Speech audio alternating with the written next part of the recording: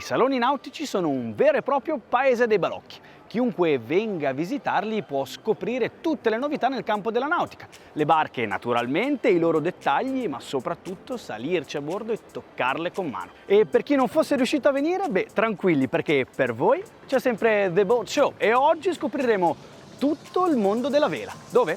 Qui al Salone Nautico Internazionale di Genova, numero 64. Per cominciare voglio partire da un cantiere che conosciamo molto bene e non sta lanciando una novità assoluta nel mondo della vela, ma piuttosto delle caratteristiche che sono novità all'interno del cantiere. Allora, partiamo dall'inizio. Questa barca sono sicuro che ve la ricorderete molto bene.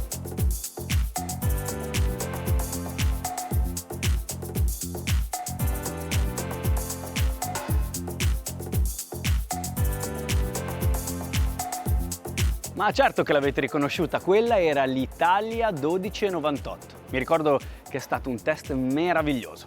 Ma le avete notate le differenze con quella che ho provato? Certo, perché quella era nella sua configurazione bellissima. Questa invece è l'Italia Yachts 1298 fuori serie e in più è la prima Italia Yachts al mondo ad avere lo scafo colorato. Anche gli interni sono molto diversi, perché il focus di questa imbarcazione è quello di minimizzare il peso, mantenendo lo stile per massimizzare le performance.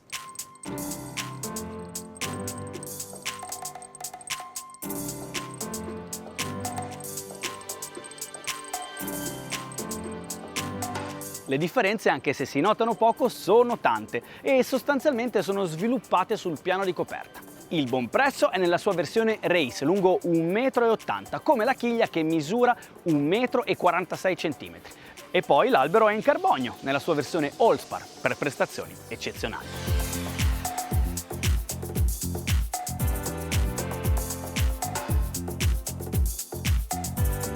Un'altra novità sicuramente è quella alle mie spalle.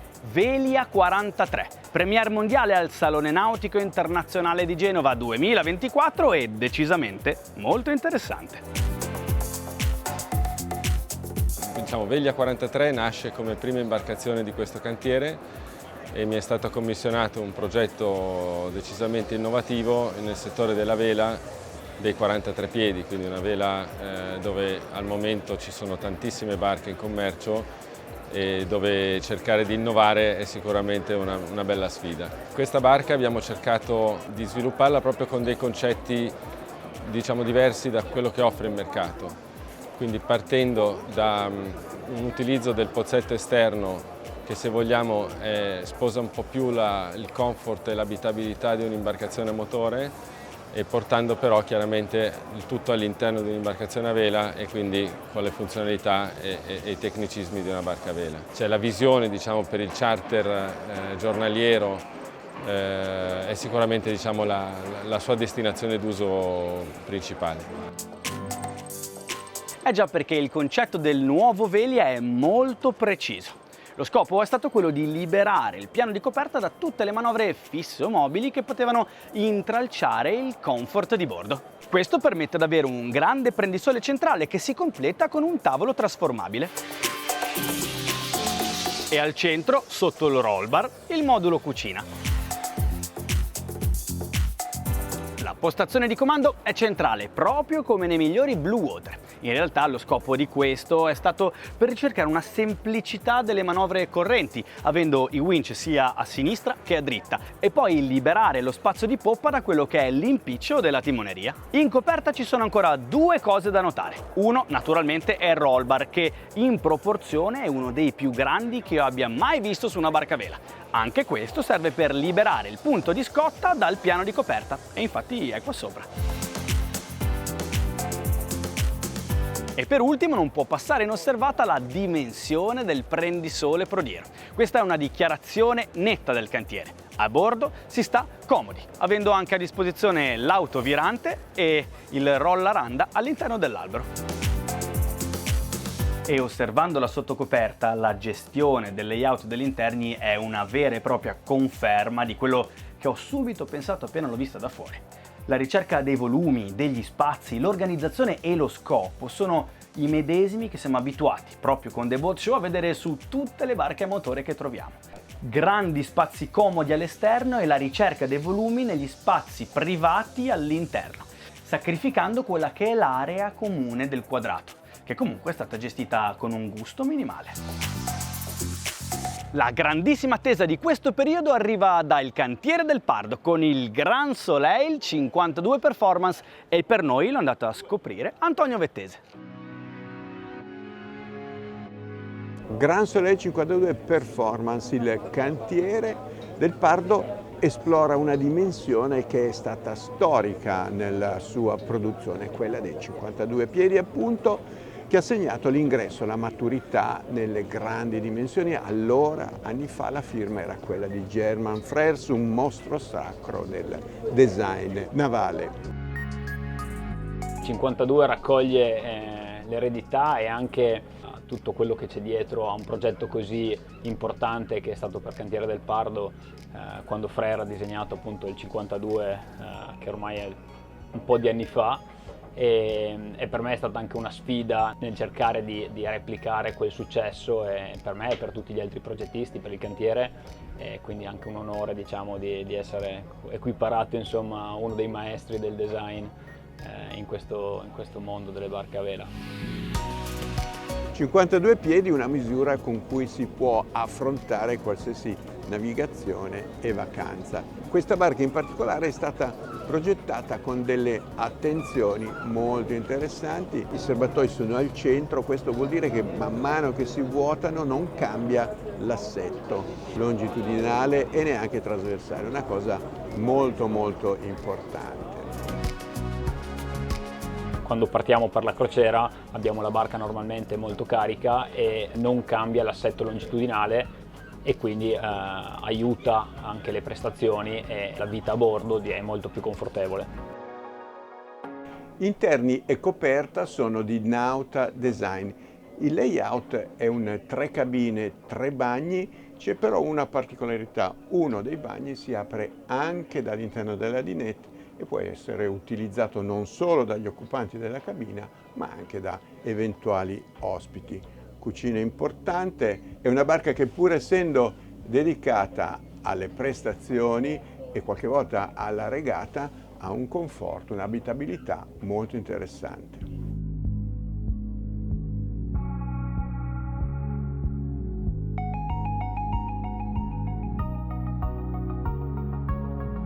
Questa è stata già lanciata a Düsseldorf, ma per la prima volta in Italia tocca l'acqua qui a Genova. Signore e signori, il Dufour 44.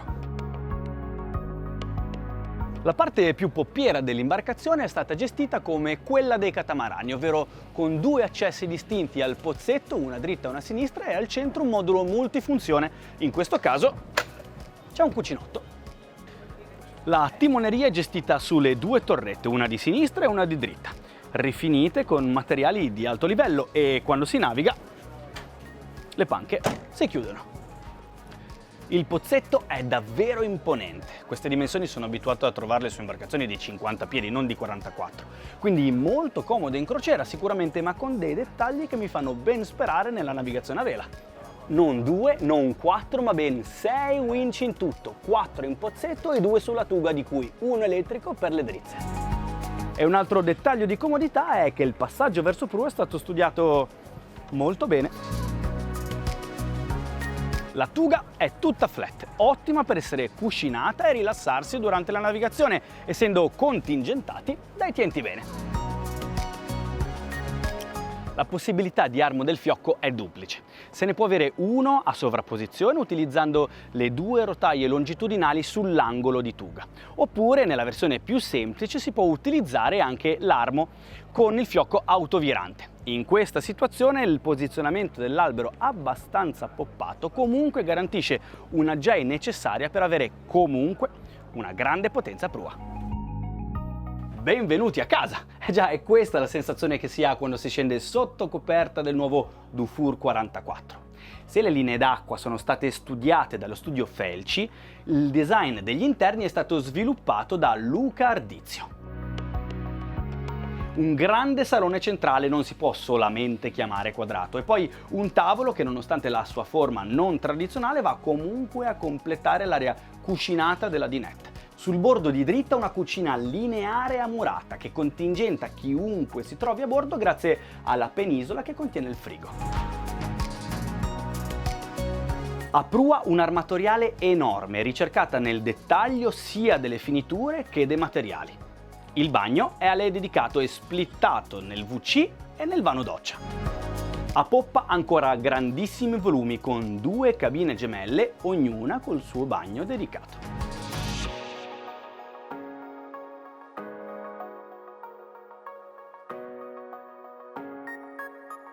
Dopo essere uscita da Aquileia è una delle prime volte che si mostra al pubblico. Sto parlando del nuovo Solaris 74 RS. Non sembra vergognarsi però, anzi spicca con carattere su tutta la flotta delle barche esposte al Salone di Genova. Solaris 74, una barca importante per un armatore importante di cui però non vi possiamo svelare il nome.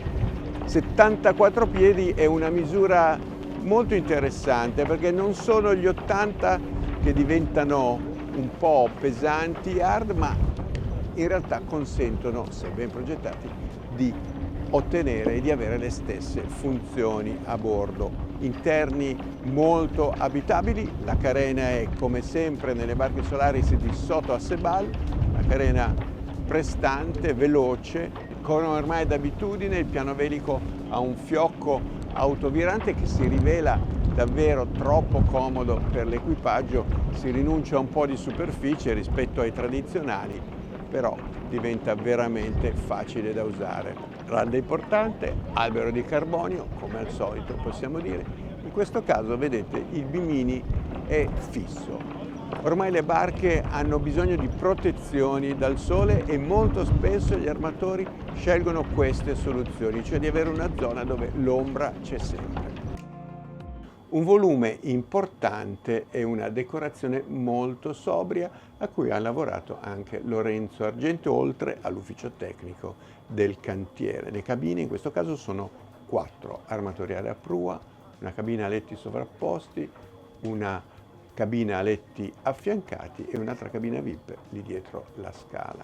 Da questa parte il locale dell'equipaggio. Barca dotata, qui sotto ci sono degli impianti, una barca per navigare a lungo. Abbiamo cercato di creare una barca che sia un po' una via di mezzo fra le performance e il comfort, quindi ci siamo orientati su un raised saloon con una tuga ridisegnata in modo che, diciamo, abbia un po' una appeal da flash deck, anche se non lo è realmente. La sala macchine è sotto il salone e questo lascia ovviamente ampi spazi a poppa. Il disegno è sempre di Soto, attenzione quindi alle performance. Le prime 2 barche sono tutte e 2 armate con albero in carbonio, vele North, quindi con una certa attenzione anche alle performance. Abbiamo grandi aspettative da questa barca e stiamo comunque studiando una versione anche con tuga più bassa, quindi un vero e proprio flash deck. Guardatela bene, la riconoscete?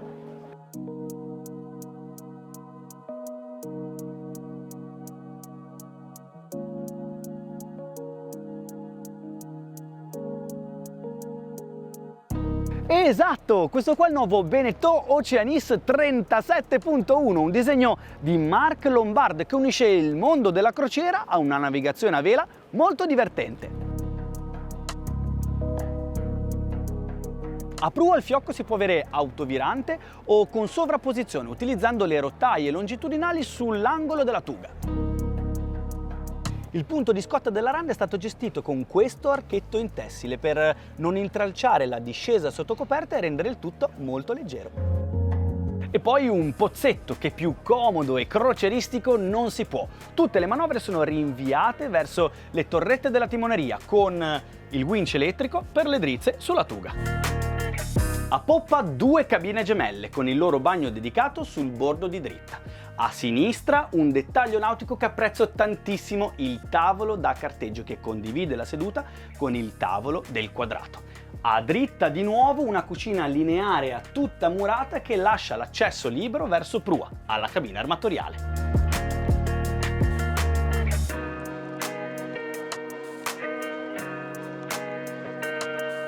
Io faccio charter da 22 anni, era appena iniziato il 2001 quando comprai le prime 2 barche. Dopo nel 2017-2018 ho invece costruito un piano industriale un po' più virtuoso, quindi non più 1 o 2 imbarcazioni l'anno, ma ho cercato di investire in imbarcazioni anche di diverso taglio, quindi un po' più elevati, e sui catamarani soprattutto nell'anno 2020, da quando abbiamo iniziato a comprare dei catamarani. Oggi abbiamo 130 barche in flotta, la mia flotta al 99% è composta da barche del gruppo Beneteau, chiaramente perché per avere dei magazzini identici, per avere la forza lavoro che ha la possibilità di conoscere il prodotto bene.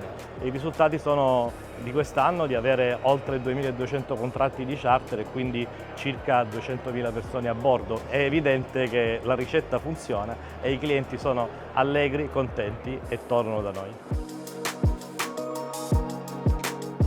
La bellezza del charter però non sta solo nel godere il mare, le isole o nello scovare le calette più nascoste. No, la bellezza del charter sta anche nel poter provare le imbarcazioni. Già, adesso vi spiego. Spartivento, come abbiamo visto, oltre ad essere uno dei player più importanti nel settore del charter, con più di 130 imbarcazioni in acqua, è anche dealer ufficiale di Beneteau. E quindi cosa si può fare? Beh, si può organizzare una vacanza a bordo, scoprire l'imbarcazione nelle sue parti più intime, più dettagliate e poi decidere in un secondo momento se acquistarlo o meno, con tutta l'esperienza acquisita sulle spalle. Direi che è una delle cose più importanti prima di acquistare un'imbarcazione. E poi sempre tramite Spartivento c'è la possibilità del servizio di gestione proprio dell'imbarcazione acquistata, ovvero poterla mettere a disposizione di un servizio di charterizzazione per terzi, così da avere una rendita e una gestione totale della propria imbarcazione, dalla manutenzione ordinaria a quella straordinaria, per imbarcazioni di tutte le dimensioni, grandi e anche grandissime, anche per imbarcazioni extra lusso. Sailax è un progetto che nasce nel 2019. La nostra idea era quella di portare a un livello superiore il charter, quindi offrire dei servizi e un comfort a bordo molto più tipici di un hotel a 5 stelle che di un'imbarcazione, diciamo, standard a noleggio. Da qui nascono anche tante collaborazioni interessanti come quelle della Gambero Rosso Academy, che ha formato tutti gli chef di bordo di Sailax per dare il massimo veramente del lifestyle. Si tratta di catamarani con 2 o 3 persone di equipaggio, comandante, chef, hostess, per avere veramente il massimo del servizio e anche il massimo della professionalità. È un progetto che negli anni è cresciuto tanto e ad oggi ci ha portato ad avere 10 catamarani all'interno di questa flotta Sailax e anche un Lagoon 65, che questa sarà la novità di quest'estate, sarà disponibile in Sardegna per il noleggio.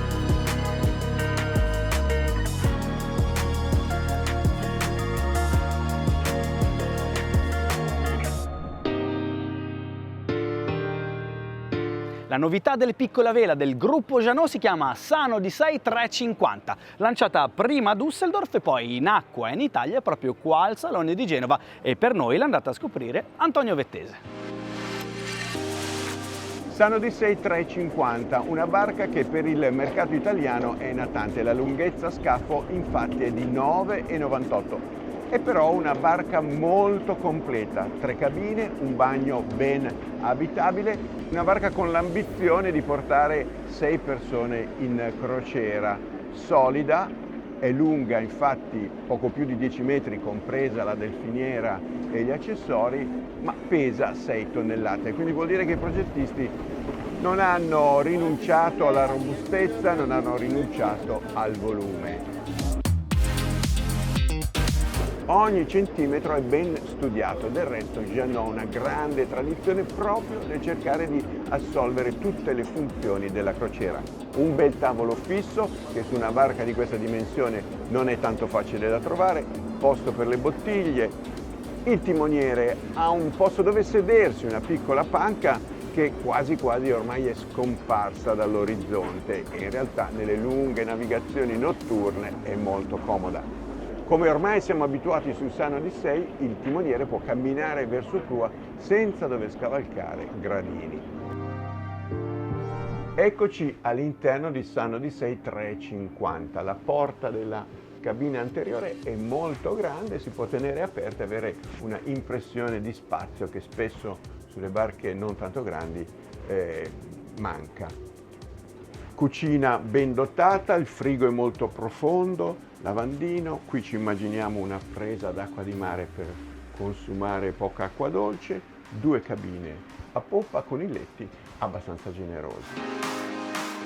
Lorenzo, tu hai lavorato su 2 barche che sono un po' all'opposto, il First 30, un entry level, il gruppo Beneteau vuole riagganciare nuovi clienti con un prezzo abbastanza concorrenziale di partenza e anche una grande barca come il Solare 74. Quali sono i 2 mondi? Come ci stiamo muovendo verso il prossimo decennio? Il 30 piedi, in effetti il Beneteau è forse l'unico cantiere che in realtà sta spingendo e sta cercando di riavvicinare i giovani, insomma i trentenni, al mondo della vela. È una barca assolutamente da crociera, è la traduzione su 30 piedi di quello che è stato fatto sul First 36, che è una barca comunque molto divertente, performante, leggera, molto ben costruita, eccetera. Quindi quello è. E poi c'è tutto lo spettro fino al 74 piedi, che appunto abbiamo collaborato sugli interni, dove addirittura anche lì, no, quelle barche lì vengono acquistate da primi armatori, cioè primi armatori che si avvicinano, quindi il mondo è proprio quasi spaccato in 2, no? Cioè si cerca di catturare il giovane, l'entusiasta, l'appassionato di vela e al tempo stesso, no? Di dare un oggetto, una barca a chi magari vuole vedere com'è questo gioco. Senti, però il 74 è un po' un entry level un po' strana, nel senso che comunque ti porta in giro un equipaggio, quindi l'armatore probabilmente si avvicina alla vita sul mare, ma sapendo che in qualche modo sarà protetto e sarà curato, che poi è una cosa che è un po' conflittuale per certi aspetti, no? Perché al tempo stesso tu hai bisogno dell'equipaggio, ma in realtà vorresti essere, no, autonomo e quindi avere la tua privacy. Quindi questo fatto delle barche più grandi con l'equipaggio è sempre cioè, crea delle situazioni un po' strane. Comunque l'importante è che queste barche vengano usate e che ci sia la voglia di andare là fuori, perché là fuori è bellissimo, insomma, il 30 piedi è la versione più piccola che ti permette effettivamente di affrontare tutte le condizioni che chiaramente quando sali d'Italia, ma già credo oltre i 40 piedi, 45 piedi hai bisogno di qualcuno che ti aiuta anche solo nella gestione della barca, nelle manutenzioni eccetera, e quindi è proprio capire fino a che taglia tu sei perfettamente da solo. Il piano velico è realizzato con una certa semplicità, questo non vuol dire però che non funzioni. Punti di scotta del fiocco 3D, forse un po' complessi da regolare, però una volta trovato il punto giusto si lascia tutto com'è. Randa con l'archetto e non con la rotaia, ma la scotta è una tedesca che ricorda un po' le barche da regata.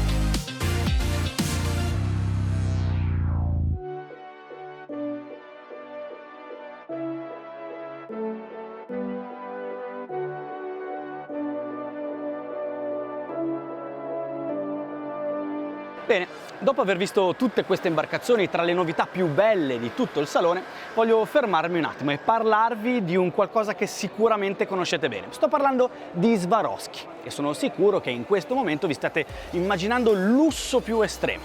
E no, in realtà adesso vi voglio parlare della parte più primordiale dell'inizio di uno scafo, ovvero la parte più manuale anche, che però grazie a Tyrolit, parte del gruppo Swarovski, ha alzato enormemente l'asticella della tecnologia. E E infatti Tyrolit si è affacciata al mondo della nautica con questo prodotto innovativo, il Tyrolit Power, che è l'evoluzione tecnologica massima di quella che tutti noi conosciamo essere la levigatrice. Ma la storia che ci ha portato oggi a conoscere il Tyrolit Power, fonda le sue origini molto tempo fa. Tyrolit è un'azienda del gruppo Swarovski, fondata nel 1919 da Daniel Swarovski, che decise di prodursi internamente gli utensili abrasivi, le mole, per molare i propri cristalli.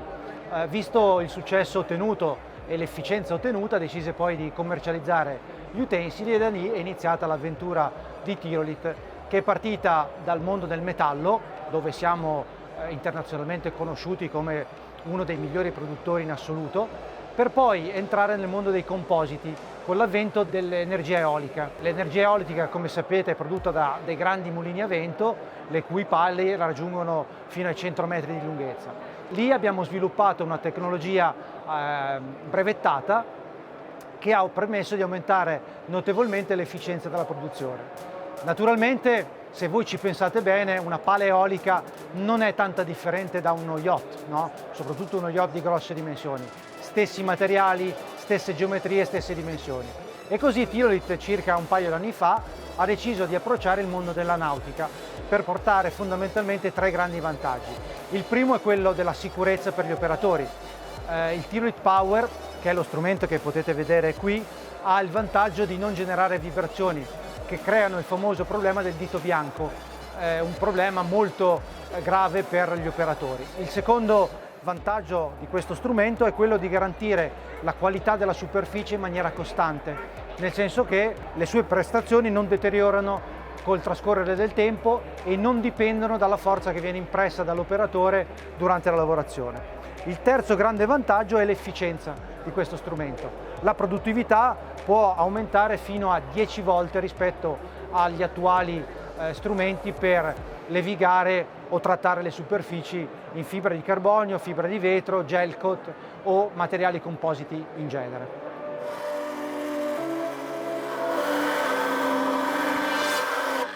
E un'altra cosa davvero speciale è che la possono usare tutti, persino io, e con risultati ottimi.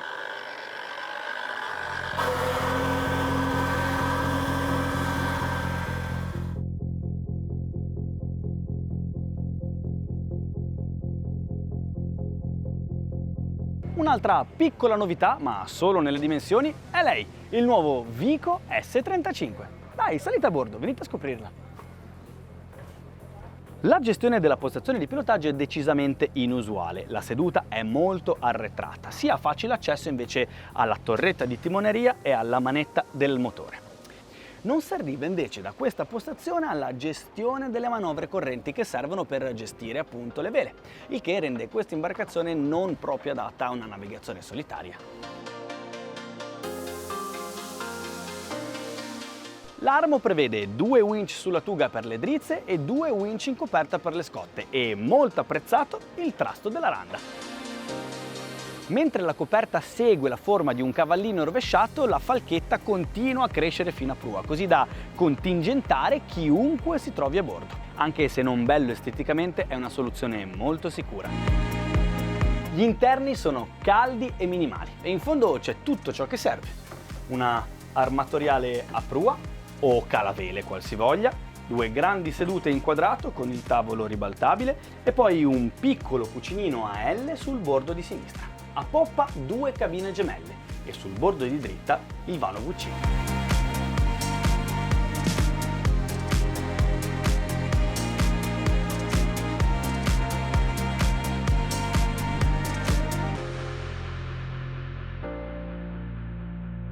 Siamo su Anse 590, una barca piuttosto particolare e interessante. Si potrebbe definire un monocat. Perché? Perché ha la ricerca dell'abitabilità dei catamarani però su un monoscafo, una barca importante, disegnata e realizzata soprattutto per il comfort e per il volume.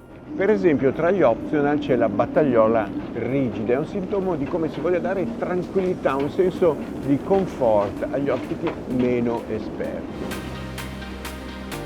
È comunque una barca a vela, piano velico abbastanza importante, il fiocco è autovirante, la randa e di superficie interessante, a prua un avvolgitore per un Code Zero o comunque per un Genoa piuttosto grande, leggero per quando c'è poco vento. Per liberare il pozzetto dal trasto della randa, il roll bar è di serie, mentre questa copertura rigida del pozzetto è un optional. In pozzetto 2 tavoli separati, una bella corsia per passare e scendere verso gli interni.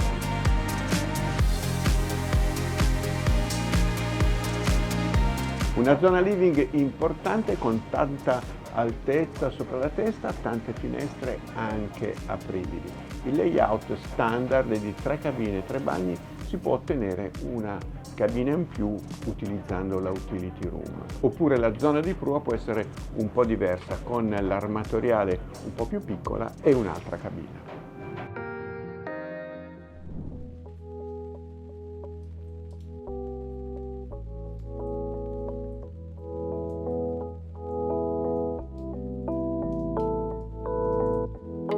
Siamo in Casa Lagoon e signore e signori sono felicissimo di presentarvi il Lagoon 43 in Premiere Mondiale, dove la prima novità è sicuramente l'entrata laterale se siete ormeggiati all'inglese, ma prego, venite a bordo.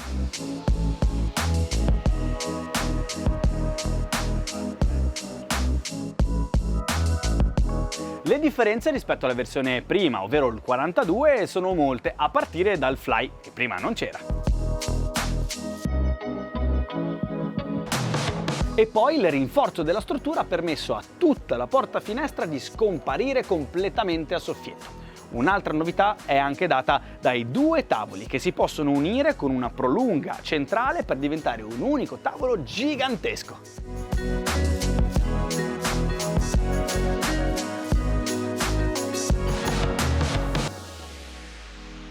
E a prua lo spazio vivibile è diventato ancora più grande, insomma un altro capolavoro firmato Lagoon.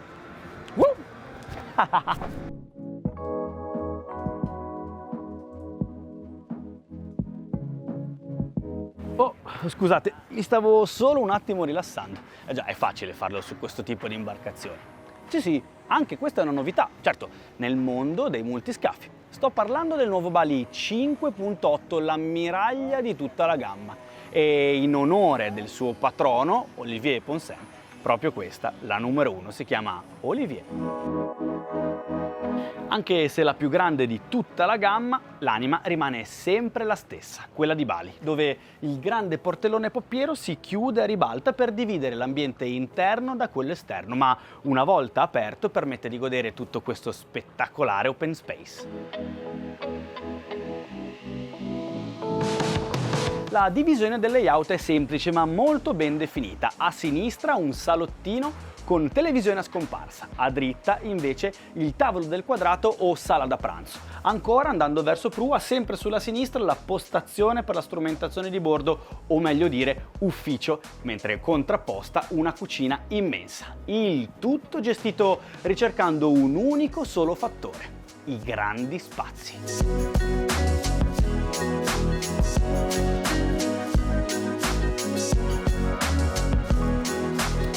E qui a prua un altro fattore caratteristico di Bali, dove al posto della classica rete gli scafi sono uniti da un ponte cuscinato che va a circondare un'altra zona living di prua.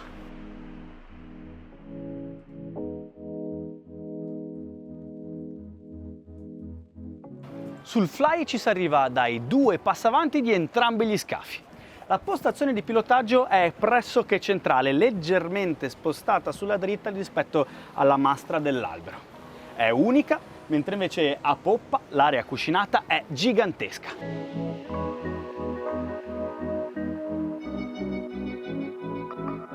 Il punto di mura della scotta è fisso e sdoppiato sui 2 angoli estremi del fly.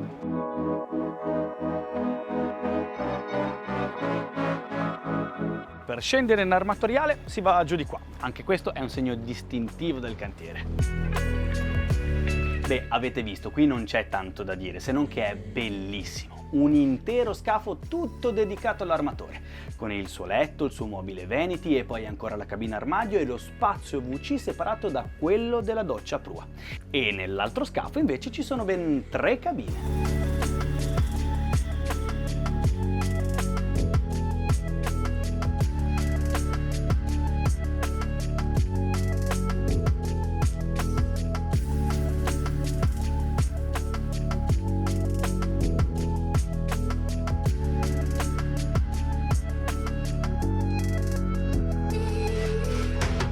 Beh, insomma, il Salone Nautico Internazionale di Genova è quell'appuntamento che chi ama la nautica non può assolutamente perdere. A disposizione di chiunque ci sono imbarcazioni di tutti i tipi, dalla crociera fino alla regata più estrema, oppure come questa. Beh, no, questa non è proprio un'imbarcazione, ma piuttosto è il simulatore ufficiale degli AC40 di Coppa America. E scusate, ma adesso ho da finire una regata.